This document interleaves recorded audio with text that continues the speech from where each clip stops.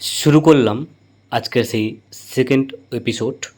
তো যেটা আমরা আগের ভিডিওতে আমরা দেখেছিলাম যে এত লং ভিডিও হওয়ার কারণে এটাকে আমরা দুটো পার্টে ভাগ করেছিলাম। পার্ট ভিডিও আমরা দিয়েছি, সেকেন্ড ভিডিও আমরা এটাই আপলোড করছি। শুরু করা যাক আজকের সেই episode. Good morning everyone, welcome back to my new fresh blog video. তো আজকের ভিডিওটা আমরা এখান থেকে শুরু করছি। তো চলো।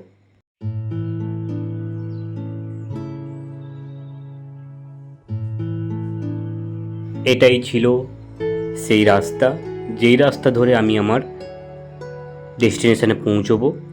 এই যে দূর প্রান্তে দেখতে পাচ্ছ, আর এইদিকে আমি শেয়ার করি একটুখানি। এই যে দূর প্রান্তে দেখতে পাচ্ছ, ওইটা হচ্ছে মোহনা, দীঘা মোহনা।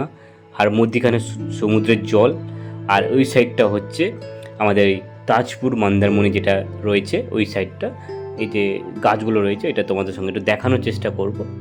তো এই যে জিনিসটা দেখতে পাচ্ছ, এটা হচ্ছে দীঘা মোহনা। ঠিক ওখান থেকে আমরা বেরিয়ে এসেছি, দীঘার দিক থেকে বেরিয়ে এসেছি।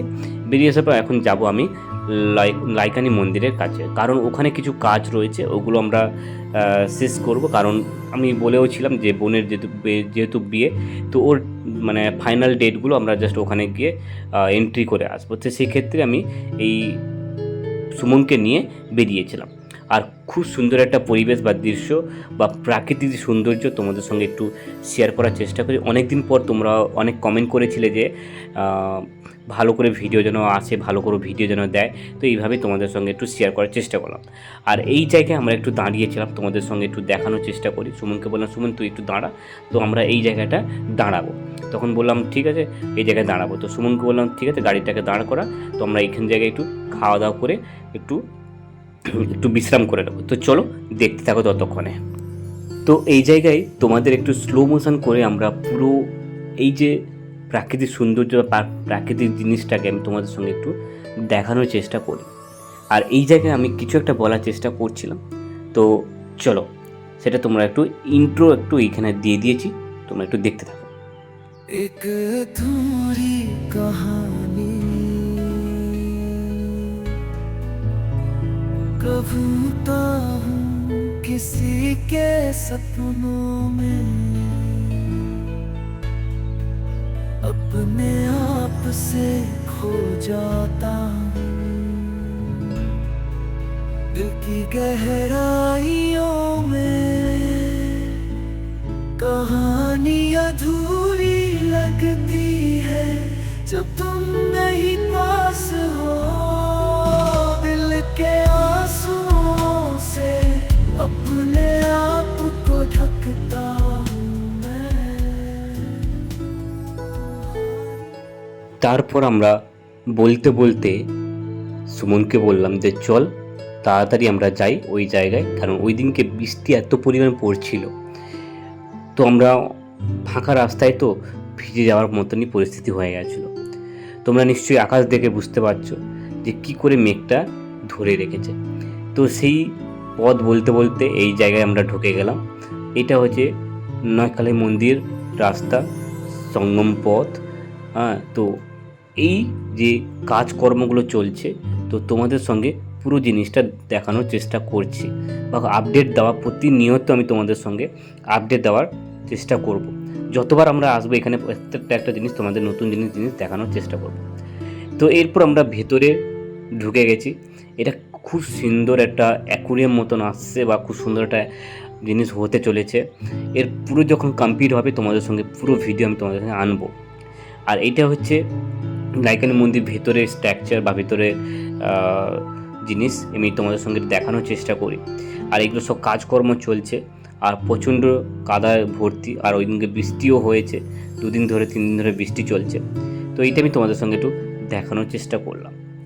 তো এইটাই হচ্ছে মন্দিরের কাজকর্ম চলছে, দেখতে পাচ্ছ বাঁশ দিয়ে পুরো ওপরের রঙের কাজ চলছে, বিভিন্ন রকম কাজ চলছে। তো ওইখানে দেখতে পাচ্ছ সামনে রিসেপশান, আমি ওখানে গিয়ে কিছু কথা জিজ্ঞেস করব। তো আমার জিজ্ঞেস করা হয়ে গেছে, সব কিছু কমপ্লিট হয়ে গেছে। তো তারপর আমি বললাম সুমন চল ওই জায়গাটা একটু দেখি। তো এই জায়গায় এসে দেখি কীভাবে মোটর, কীভাবে পাইপ এবং ইলেকট্রিক লাইন কীভাবে দেওয়া আছে এবং কীভাবে কাজ করেছে। মানে সত্যি ইঞ্জিনিয়ারকে একটা ধন্যবাদ দেওয়া যায়। এবং যেটা যেরকম স্কিল এর উপর ডিপেন্ড করে পড়েছে, তার উপর খুব সুন্দর, খুব নলেজ যে যে ডিপার্টমেন্টে রয়েছে সেটাই বেটার। তো চলো, বলতে বলতে আমরা ওখান থেকে সুমনকে নিয়ে বেরিয়ে এলাম এই জায়গায়। এটা হচ্ছে ঠিক নয়কানী মন্দির ঠিক অপোজিট সাইডে ব্রিজের নিচ দিয়ে এই রাস্তাটা বা এই যে পুলটা হয়েছে, কাঠের পুলটা, খুব সুন্দর একটা ভিউ। এই জায়গায় আমরা অনেক কিছু জিনিস করেছি বা স্ট্রাকচার নিয়ে মানে অনেক কিছু শ্যুট করেছি, এটা তোমাদের সঙ্গে দেখাবো। তো খুব সুন্দর জিনিস, খুব সুন্দর পরিবেশ, এই জায়গা খুব সুন্দর। আমি তোমার সঙ্গে প্রত্যেকটা জিনিস শেয়ার করব বা বলার চেষ্টা করব। তো চলো, তো বেশি কথা বলবো না, এই জায়গায় আমরা কয়েকটা সিনেমাটিক শট নিয়ে নিই, সেটা তোমাদের সঙ্গে একটু দেখানোর চেষ্টা করবো। আর এই জায়গাটা যারা আমাদের ভিডিও দেখে যারা এই জায়গায় আসবে সবাই একটু কমেন্ট করবে, যদি না বুঝতে পারো তো আমাকে কমেন্ট করবে, আমি তোমাদের সঙ্গে একটু গাইডলাইন্স দিয়ে দেবো। তো তো চলো দেখতে থাকো, আর আমি এই জায়গায় কি বলছিলাম একটুখানি শোনার চেষ্টা করো। তো চলো, আমরা এই জায়গায় আমি একটা জিনিস তোমাদেরকে বলবো। বলতে বলতে আমরা দুজন ওই কাঠের পুলটা পেরিয়ে এসে ঠিক তার সামনেই আরেকটা ব্রিজ রয়েছে, যেটা ওই ট্রলারের দিকে যাওয়ার জন্য আমরা এই ব্রিজটা পার হব। ঠিক সুমনকে আমি সেটাই বলছিলাম যে চলো ওই জায়গায় যাই। আর এইখানে একটা জিনিস আমি দাঁড়িয়ে সুন্দর ওর একটা ভিউ নেওয়ার চেষ্টা করছিলাম।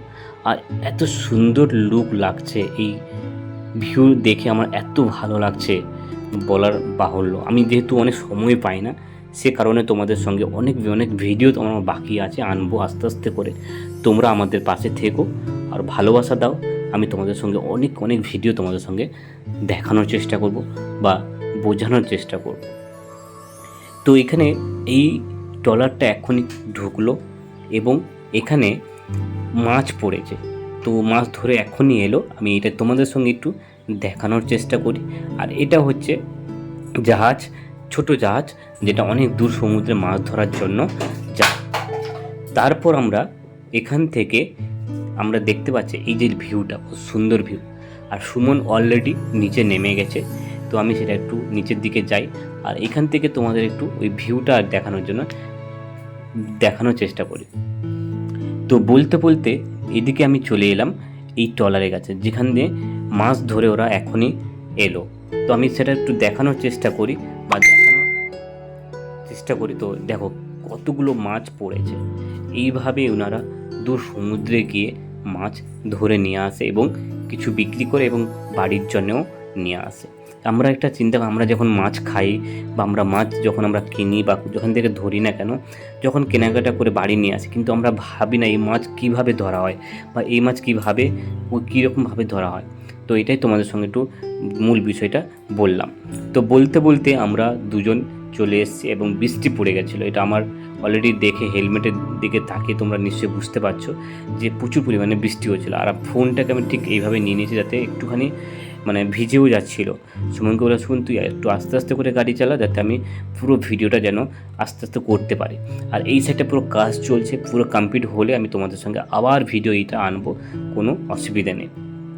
তো এখানে একটা জিনিস তোমাদেরকে একটু দেখাই, আমি এখানে একটা জিনিস দেখাবো কি না, এই যে আমরা টার্নিং নিলাম, এই টার্নিংয়ের কাছে একটা খুব সুন্দর একটা ব্রিজটা আমি তোমাদের সঙ্গে শেয়ার করার চেষ্টা করব।